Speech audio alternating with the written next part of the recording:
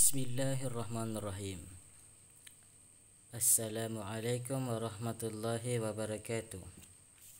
Alhamdulillahi rabbil alamin. Wassalatu wassalamu ala sayyidil mursalin wa ala alihi wa sahbihi ajma'in, amma ba'd. Kembali lagi bersama saya. Salam sejahtera untuk penonton sekalian dimanapun berada. Hari ini saya membahas tentang bukhur, jenis-jenis bukhur yang langka dan sulit agar memahami bukhur. Jadi tentang bukhur ini yang saya akan bahas adalah tafahul jin atau apel jin. Banyak di luar sana orang yang tidak tahu, yang saya baca-baca komentar di online shop, entah itu Shopee, Tokopedia dan lain-lain sebagainya. Itu kalau beli apel jin sama orang di komentar, wah ini apel jinnya palsu, tidak seperti aroma yang saya pernah beli. Kemudian yang lainnya, wah baunya ini bau sabun, baunya apel jin seharusnya ndak begini, ndak dan begini. Tapi padahal mereka sendiri tidak tahu bahwa apel jin itu tidak haram. Hari ini saya membahas dulu apa itu apel jin. Ya, ma huwa tafahul jin? Apa itu apel jin? Apel jin ini dari 3 orang menurut versi 3 Al-Hakim. Al-Hakim itu berarti profesor Al-Hakimur Ruhani, profesor ahli kerohanian, ahli hikmah ya, ahli keparanormalan, lebih cocoknya seperti itu. Dan yang terkenal dan tidak ada yang tidak mengenalnya dalam ilmu spiritual kerohanian, khususnya di tanah Arab. Kalau di Indonesia barangkali masih asing, tapi kalau di Arab itu pasti dikenal dan ditahu, karena dari dasar-dasar mereka inilah ilmu bukhur itu diturunkan, dipertahankan dari hati ke hati para ahli hukama al-hakim ar-ruhaniyat. Yang pertama, menurut versi Al-Hakim Jalianus Yunani. Menurut versi Al-Hakim Jalianus Yunani, tafahul jin ada 2, warnanya hitam dan warnanya merah. Ya, warnanya hitam dan yang warnanya merah. Dia berbentuk biji-bijian.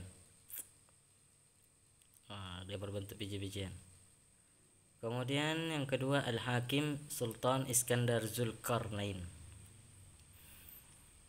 Versi kedua Al-Hakim Sultan Iskandar Zulkarnain ini, tafahul jinnya adalah apel jin putih. Menurut dia tafahul jin abyad, warna putih. Bagaimana pendapat yang kedua ini? Apakah dua-duanya kuat? Ya, keduanya kuat. Nah, mereka membahas tentang masing-masing koneksi tafahul jinnya. Nah, untuk siapa ya.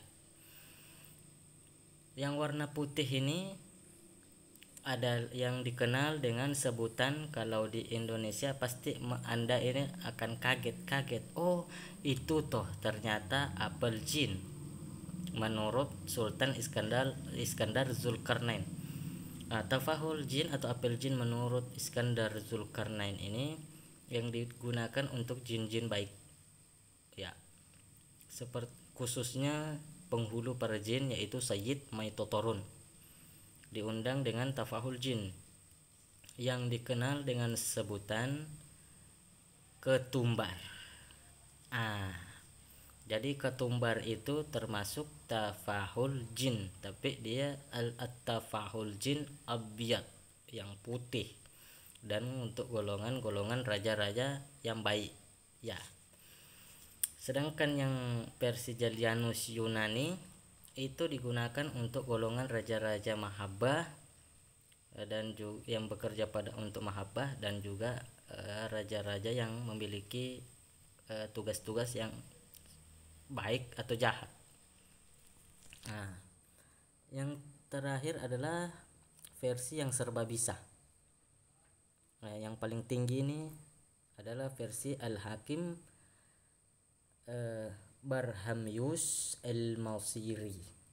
Barhamyus dari Mesir, yang dimana Al-Hakim Barhamyus ini dikenal dengan huruf-huruf yang disebut dengan Al-Qalam An-Nujum, Qalamin Nujum, wal Qalamul Kawakibah. Ya, Al-Hakim Barhamyus ini Barhamyus ya, Al-Masiri, biasanya kolam-kolamnya itu huruf-hurufnya digunakan oleh penyihir-penyihir Mesir kuno. Ya, dan tafahul jin menurut Al-Hakim Barhamyus ini dipegang oleh semua ahli hakim rohaniat di seluruh dunia. Untuk yang paham, karena di Indonesia sendiri sangat sedikit yang mengetahuinya apa itu tafahul jin. Sekarang kita buka versi Google tafahul jin. Ya, sudah ada. Tafahul jin itu adalah buah dudaim atau mandragora, jenis dari genus tumbuhan dalam famili Solanaceae yang dikenal sebagai ini kita buka dulu. Oke. Waduh, bahasa Inggris lagi ini. Tunggu, sudah diterjemahkan. Yang dikenal sebagai mandrake. Oke, dikenal dengan mandrake. Tanaman asli di sekitar laut Mediterania, tumbuhnya sekitar laut Mediterania. Aduh, susah juga sebutnya ini. Daun bulat telur. Ini seperti ini bentuknya, warnanya ya. Oke. Ini apel jin ya. Dan sangat banyak tuh jenisnya tuh. Mandrake mengandung alkaloid, yang menyebabkan delirium dan halusinasi, dan bentuk akarnya menyerupai sosok manusia. Mandrake telah dikaitkan dengan berbagai praktik keagamaan dan spiritual sepanjang sejarah. Telah lama digunakan dalam ritual sihir dan saat ini praktik pagan kontemporer seperti Wicca. Namun yang disebut mandrake yang digunakan dengan cara ini tidak selalu merupakan spesies mandragora, apalagi Mandragora officinarum. Tandai garis bawah ya. Namun yang disebut mandrake yang digunakan dengan cara ini, cara untuk spiritual tadi, tidak selalu merupakan spesies mandragora, garis bawahi, tandai. Artinya tidak semua spesies yang seperti ini digunakan dalam sihir. Maksudnya ada beberapa tumbuhan yang digolongkan sebagai apel jin tapi bukan dari jenis ini. Kurang lebihnya paham ya.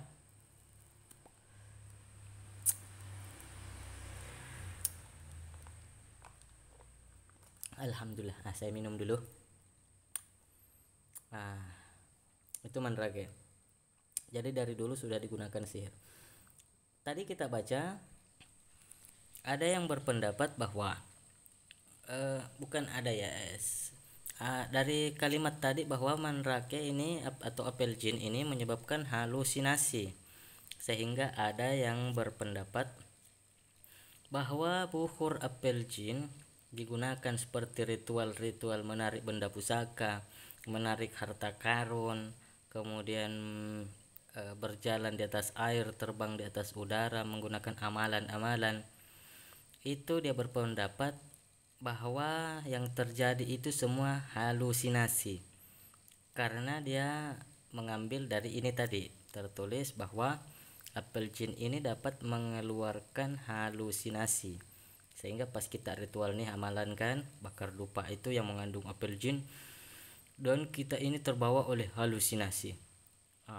Kita menyatakan bahwa kita ini terbang di atas udara, jalan di atas air, padahal halusinasi. Itu ada beberapa orang yang berpendapat seperti itu, tapi yang berpendapat seperti itu hanya di Indonesia. bukan di luar. Dan di negara Arab, Mesir, tidak ada yang berpendapat seperti itu. Kenapa? Karena menurut teman saya dan menurut apa yang saya dapat dari guru-guru, khususnya yang mulia Syekh Abu Muhammad Al-Hakim Maroko, bahwa itu sebenarnya yang menyatakan seperti itu dikarenakan mereka terfokus pada satu benda ini saja. Ya, ini kan mengandung racun ini. Nih. Nah, ini tafahul jin hitam. Nih. Oke, tafahul jin hitam. Oke. Mereka berpendapat seperti itu karena dia fokus tadi pada satu buah yang beracun. Namun pada nyatanya dia lupa bahwa bukhur ini adalah proses pencampuran berbagai macam herbal. Ya, dia fokusnya di yang racun, padahal masih ada bumbu yang lain. Saya kasih contoh. Salah satu bukhur yang digunakan membuka pintu alam gaib adalah bukhur Ka'but Mushah. Ka'but Mushah. Bahannya itu mengandung tafahul jin. Ya, mengandung tafahul jin. Bumbunya sekitar 30 resep, 30 komposisi. Dan yang beracun itu cuma satu. Apa itu? Tafahul jin. Sisanya herbal semua. Saya sebutkan 4 bahan yang diketahui di Indonesia. Yang pertama kemenyan tapanuli. Yang kedua luban zakar. Yang ketiga cengkeh. Yang keempat biji bibit daun bawang. Itu 4. Biji bibit daun bawang mengandung penawar racun yang kandungannya bisa menawarkan racun bisa kalajengking dan ular. Kemudian kandungan yang ada pada kemenyan itu juga sama, menawar racun. Dan 29 bumbu ini 95%-nya itu mengandung penawar racun. Sehingga yang ini racunnya tidak akan berfungsi, tidak akan jadi. Dan belum ada sejarah dan belum ada juga kisah atau kitab ataupun gosip yang menyatakan ada al-hakim ar-ruhaniyat setelah melakukan ritual dan dia menganggapnya terbang di atas udara dan tergila-gila, bahwasannya dia katanya terbang di atas udara, menyatakan dirinya terbang di atas udara. Namun orang lain yang melihatnya adalah sedang gila, seperti orang yang habis makan buah kecubung. Si yang makan buah kecubung menganggap dirinya telah melakukan keajaiban, tapi kan nyatanya orang yang lain melihatnya adalah sementara gila. Tapi tidak ada yang terkisahkan pada ulama-ulama seperti itu. Yang ada bahwasannya saksinya juga melihat mereka itu jalan di atas air atau terbang di atas udara atau memunculkan benda gaib, harta karun. Dan saksi yang menyaksikan bukan ikut-ikutan gila karena buhurnya, enggak. Kenapa saya bilang seperti itu? Karena Abu Muhammad Ali Maroko juga memberikan resep-resep yang luar biasa. Ya, kita menganggap bahwa tafahul jin ini membuat orang berhalusinasi. Berarti pendapat ini adalah si pembuat pendapat menyalahkan musannif. Ya, tanpa sadar kita menyalahkan musannif. Bagaimana mungkin? Ya kan?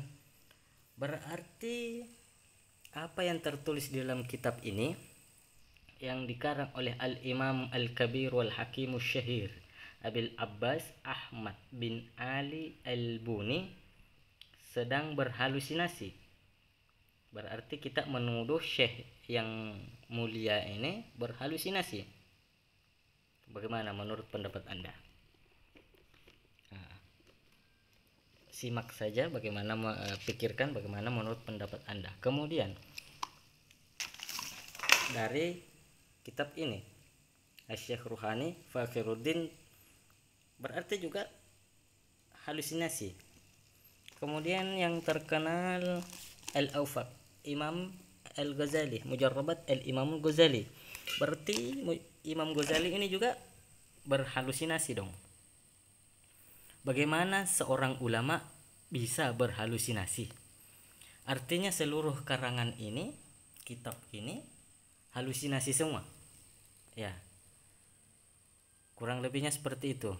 Jika halusinasi, kenapa rumusnya tepat dan kenapa juga asma-asma ayat-ayatnya tepat? Ya, seperti itu. Jadi belajar yang seperti ini memang kita tidak boleh fokus pada satu arah. Kita harus memfokuskan, berpencar, kita pencarkan agar kita tidak mengecam dan akhirnya kita menyalahkan musannif. Tanpa sadar kita sudah menyalahkan musannif, pengarang kitab. Di antaranya para pengarang kitab ini adalah ulama-ulama. Ya, banyak menyebutkan tentang bukhur-bukhur tafahul jin. Nah, ya kan? Saya kasih contoh. Ya. Kandungan yang ada pada ini mandrake sama kandungannya yang ada pada buah yang dipakai di Indonesia. Yang tadi saya sebutkan buah kecubung. Ya. Kandungannya sama. Seseorang yang makan ini akan berhalusinasi. Dan seseorang yang makan kecubung juga sama, akan berhalusinasi. Dan sekarang coba ambil kecubung, Anda bakar. Ya, Anda bakar, apakah dapat menyebabkan halusinasi atau tidak? Ya, untuk antisipasi suruh saja anak-anak yang biasa mungkin melakukan itu, dan saya sudah pernah coba dan tidak terjadi apa-apa. Tapi kalau giliran disuruh makan atau dimasukkan di kopi, mereka langsung sinting. Artinya kandungan ini tidak bisa dalam berbentuk asap, tapi harus berbentuk yang dikonsumsi dan diolah oleh lambung, baru bisa. Ya, Anda boleh coba. Jadi bagaimana tentang minyak apel jin, buhur apel jin? Apakah baunya harus sama? Tidak. Jadi buhur khusus apel jin itu sebenarnya tidak ada. Ya, yang khusus apel jin itu tidak ada. Saya minum dulu.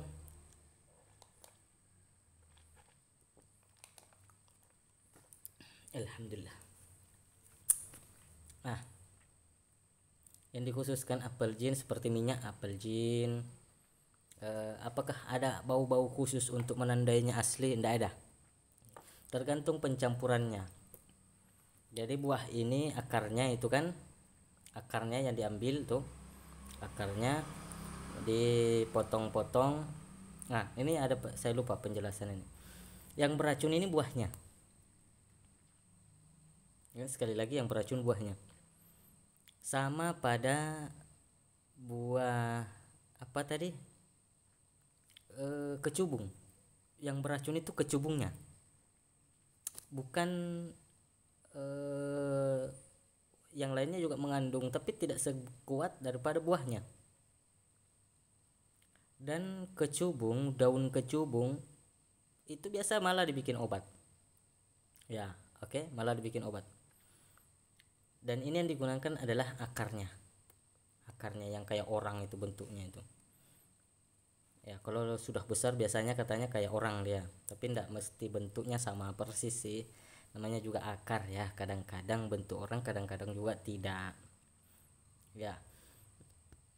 Jadi apel jin ini memang rumit. Bagaimana tentang minyaknya? Bisa dipastikan orang yang menjual minyak umumnya di pasaran itu tidak asli. Ya, bagaimana cara untuk mengetahuinya? Tanya saja. Ini minyak apel jin bijinnya mengandung dudaim tidak? Nah, kalau mengandung dudaim dan dia tahu apa itu dudaim, berarti itu mengandung apel jin. Nah, itulah minyak apel jin. Artinya aromanya bebas, tidak mesti sama lah. Misalnya ini akarnya saya masukkan di minyak mawar, jadi minyak apel jin.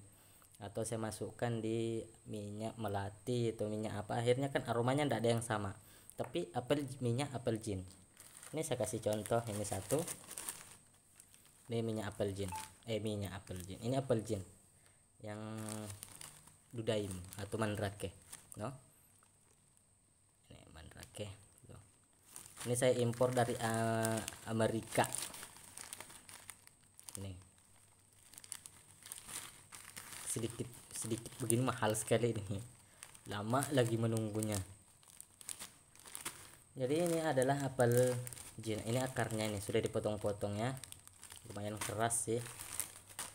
Oke, jadi seperti itu. Kalau memastikan buhur-buhur apel jin di luar itu enggak dipastikan, saya ragu sendiri. Karena saya sendiri menyatakan bahwa apel jin yang umum di pasaran bukan berdasarkan aroma, tapi berdasarkan si mandrake ini tadi. Ada ndak dia di dalam? Kalau ada, oke, apel jin. Kalau ndak ada, bukan. Jadi apel jin ini harus ditulis. Misalnya minyak tafahul jin Al-Hakim Jalianus Yunani. Sudah ditahu berarti apel jin dari versinya Jalianus Yunani. Kemudian At-Tafahul Jin Sultan Iskandar Zulkarnain. Apa itu tadi? Ketumbar. Ada 3 tapi saya lupa namanya bahasa Indonesianya. 2 ada di Indonesia. Yang satunya tidak ada di Indonesia. Cuma saya lupa lagi namanya. Mungkin tidak berjodoh kali. Saya coba sambil saya jelaskan, sambil saya coba ingat ya, mudah-mudahan ingat. Kemudian yang ini yang paling tinggi, Al-Hakim Barhamyus Al-Masiri dari Mesir. Yang terkenal huruf-huruf Al-Qalam Nujumiyahnya itu digunakan oleh penyihir-penyihir Firaun. Dan ini salah satu penyihir yang beriman kepada Musa, Barhamyus, waktu tongkatnya sudah kalah jadi ular. Itu bagaimana itu kalau misalnya itu adalah halusinasi? Menurut Anda, apakah tongkat itu adalah halusinasi? Kalau dia jadi ular beneran atau halusinasi? Itu kan itu harus dipikirkan matang-matang lagi tuh. Berikut bahwasannya ada yang tertulis di Al-Quran, saya lupa ayat berapa, ketika penyihir itu melemparkan tongkatnya, maka seakan-akan tongkat si penyihir ini jadi ular. Maka berkatalah Allah pada Nabi Musa, lemparkan tongkatmu, maka dia juga jadi ular, nanti ditelan semua kan tongkat-tongkat penyihir itu. Nabi Musa sempat takut untuk mengambil tongkat itu karena jadi ular. Di sini si apa namanya tadi, penyihir tadi, kita dengar artinya seakan-akan, berarti bahasanya ini seakan-akan ini kan berarti hampir halusinasi juga, ya kan? Ya, bagaimana menurut Anda itu? Ya, ini tapi kita bukan ahli tafsir Al-Quran, Kalau menurut ahli tafsir Al-Quran, yang ahli tafsir itu kan seperti Gus Baha. Itu kita boleh ambil. Kalau kita tidak boleh berpendapat, saya cuma ahli di bagian wafak saja, asma ya, begitu. Kalau saya berpendapat tentang tafsir itu kemudian saya menyatakan ini benar, ini berarti saya telah menyesatkan orang, bahaya sekali, nauzubillah min zalik. Jadi bidang kita yang saya bahas adalah bidang saya yang saya mengerti. Jadi kalau misalnya mau cari tentang tafsir, apakah tongkat penyihir Nabi Musa itu betul-betul jadi ular atau tidak, cek saja pembahasan sama Gus Baha, ada itu. bahwa memang tongkat yang terjadi itu memang betul-betul jadi ular. Jadi Gus Bahak ngendikan nih, memperumpamakan kan, kalau pakai Gus Bahak itu ngendikan, pakai bahasa Jawa dia ngendikan, memperumpamakan ya, diumpamakan si tongkat ini jadi ular, kemudian tongkat Nabi Musa juga jadi ular. Si penyihir punya asma, Nabi Musa juga punya asma. Itu Gus Bahak pernah bahas itu. Semoga dirahmati Allah selalu. Nah, itu kalau sudah ahli tafsir Al-Quran yang pegang, tidak meragukan itu, tidak meragukan. Artinya yang pendapat tentang halusinasi tadi lagi terbantah, karena yang berpendapat tentang halusinasi tadi kan bukan ahli tafsir. Ya, saya pun tidak bisa menjelaskan seperti ini kalau bukan beliau-beliau yang mulia ini yang memahaminya begitu dalam, karena saya bukan bagian situ, tidak sampai ilmu saya di situ, rendah. Beliau-beliau ini ilmunya luar biasa tinggi. Akhirnya terbantahkan lagi tentang apa itu halusinasi yang terjadi. Oke, jadi kalau mau cari minyak apel jin saya ada juga nih ya. Kalau murni begini anda ini kan nanti dia dimasukkan di minyak, dibiarkan dulu 99 hari, kemudian jadi minyak apel jin. Nah seperti itu. Jadi ini dimasukkan 3 bahan lagi nanti, salah satunya ya kemenyan Jawa, kemudian sendarus, apa lagi satu nih, kok saya lupa lagi. Yang ada di Indonesia cuma itu tadi, kemenyan tapanuli itu saja, kemenyan tanasuri. Yang 3 yang sisanya itu adanya di luar negeri, harus impor belinya. Salah satunya ini apel jin, ini asli apel jin Mandrake. Saya masih ada barangkali emailnya waktu paket mau sampai dari Amerika, mudah-mudahan masih ada email apa chatnya itu. Saya cari dulu.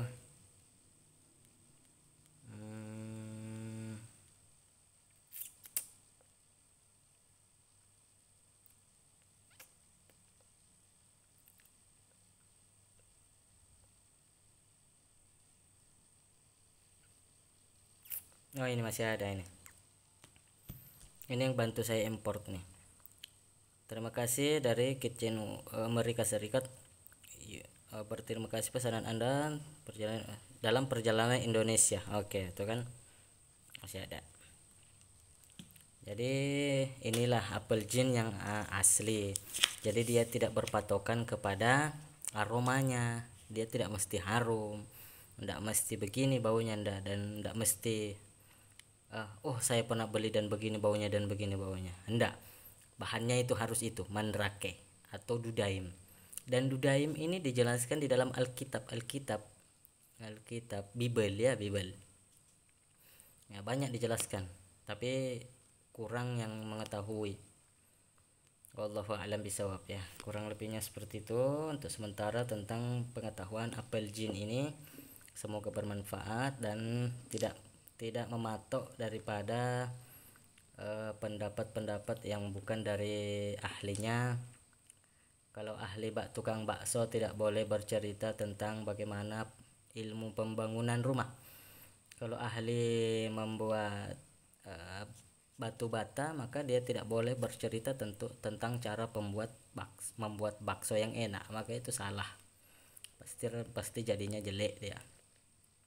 Kecuali orang itu menguasai 3 bidang, misalnya tadi bakso, pembangunan. Nah, yang intinya dia bercerita tentang bidangnya yang dia kuasai, itu baru benar. Nah, dan tidak boleh mematok tentang apalagi yang pendapatnya tadi berhalusinasi. Kita nanti menyalahkan para alim ulama ya, hukama, karena menuliskan kitab-kitab buku banyak menjelaskan tentang tafahul jin, menggunakan syarat-syarat bahan bukur ilmu rohaninya tafahul jin, dan menyatakan itu halusinasi artinya menuduh alim ulama ini pemabuk ya, karena bahaya itu. Jadi belajar itu bahaya sekali, kita tidak boleh mentafsir sendiri selain ahli tafsir. Ikuti saja dan jangan berpendapat aneh-aneh kecuali mendapatkan petunjuk dari orang-orang yang tepat. Yang tepat di sini yang saya maksud tadi adalah orang yang pada bidangnya dan menjelaskan apa yang di bidangnya. Wallahu a'lam bisawab. Semoga bermanfaat. Assalamualaikum warahmatullahi wabarakatuh. Salam sejahtera dan berjumpa kembali di episode yang akan datang. Jangan lupa like-nya dan subscribe-nya.